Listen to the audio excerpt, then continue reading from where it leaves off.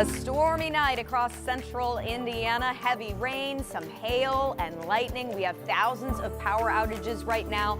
Take a look at live Doppler 13 radar. You can see the storms are still rocking and rolling in some parts of central Indiana. In fact, we want to show you this video too. Less than an hour ago, this is what drivers had to deal with. Everybody with their flashers on I-69. This was near 82nd Street. Some blinding rain really making it tough on the roads this evening. So Rob's been on WTHR Plus tracking this for us for the past hour. Rob's, I know that storms forced the State Fair to close an hour early. Again, we have those power outages. So what's next? I think overall the storms have diminished in intensity. We no longer have severe thunderstorm warnings, but we do still have some heavy rain ongoing.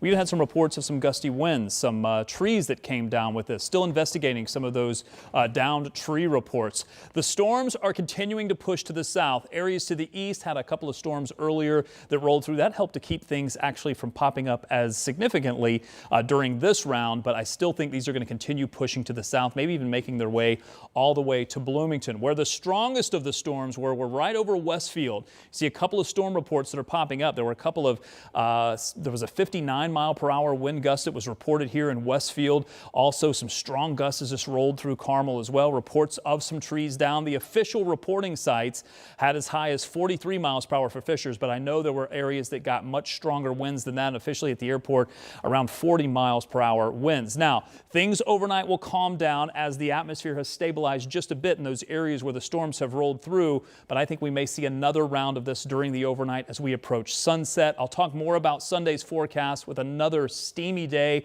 We've got a Category 5 hurricane in the Atlantic. We're going to talk about Aaron as well. All right, Rob, thank you. Again, the storms have caused thousands of power outages tonight. First, this is the map from Duke Energy. About 7,300 customers in the dark, mostly in Hamilton County. And now let's take a look at the outage map for AES. More than 7,300 customers without electricity for them. Most on the northeast side. You can see toward Lawrence, toward McCordsville, northeast side of Indy. We'll check in with Rob again on the latest track of the storms in about 15 minutes from now. Now to a story of strength and remembrance. Families who've lost loved ones to violent crimes or disappearances gathered in Indianapolis today to honor memories, share their pain, and call for justice. Our Marina Silva shows us the March for the Missing. Take a look at these faces, photo after photo of loved ones lost. Every year, families come together to remember those taken from them, while also keeping hope alive for answers.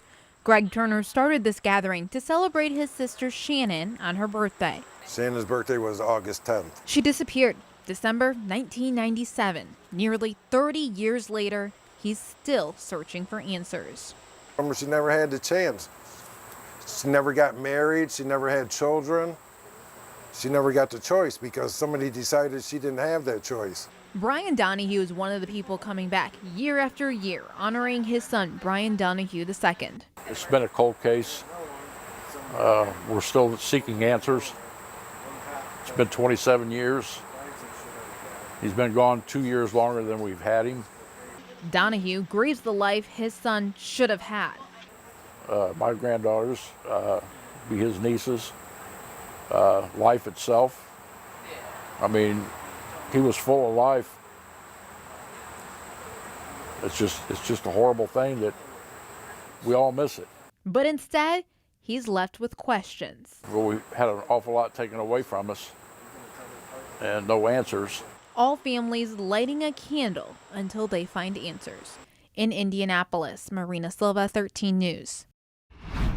Metro Police are investigating a shooting that injured 4 people overnight on the near northeast side of the city. According to a police report, this happened at an apartment complex on Browse Avenue near 30th and Keystone around 3:20 a.m. IMPD found 3 victims at the scene here. They say a 4th walked into Community East Hospital. Police described all 4 as stable. No word yet on what led to the gunfire or any possible suspects. New tonight, investigators are working to learn what caused a fire at a vacant former funeral home on the Near East Side.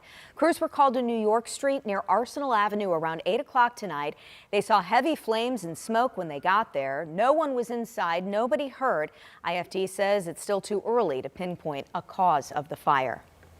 A family of 5 is without their home tonight after a fire on the south side. Take a look, those flames shooting through the roof of this house on Tarragon Avenue. This is near Southport and Emerson. The fire broke out around 1 o'clock. Indianapolis firefighters got it under control within about 25 minutes. Luckily, nobody hurt here either. The cause, though, still under investigation, and IFD is now helping that family of 5 find shelter.